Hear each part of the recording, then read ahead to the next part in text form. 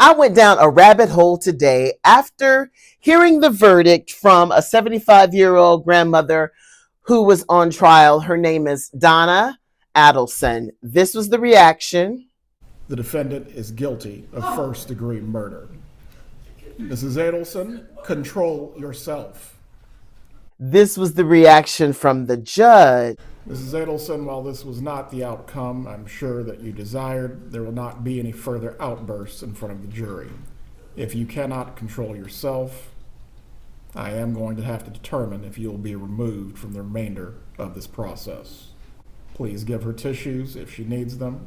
This grandmother who was convicted of conspiring to murder her son-in-law, who she could not stand because the son-in-law and her daughter got married, had two children, which would be this woman's grandsons, and she wanted them to be able to come back to Miami while they were actually living in Tallahassee.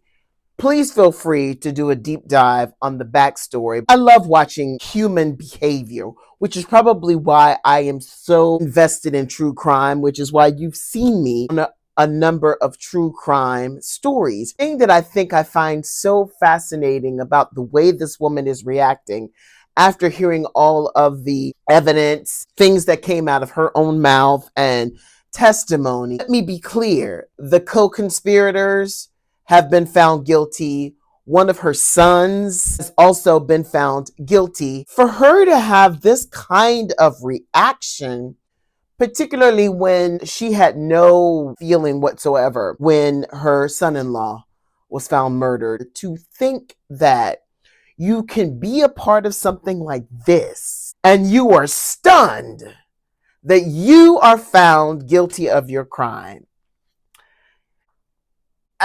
That's all I got. Have you been watching this trial? Do you know about this woman? Did you see the reaction? And baby, nothing beats when the judge says, please get her some tissue if she needs them. Baby! I think the first part was the woman being like, oh! Like she couldn't believe it. And I'm like, girl, you going to prison. I was going to say jail, but prison. Prison. Prison. Prison.